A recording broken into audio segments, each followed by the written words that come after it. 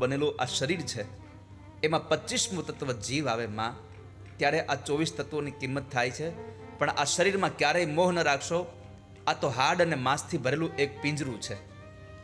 આમાં મોહ ન રાખશો.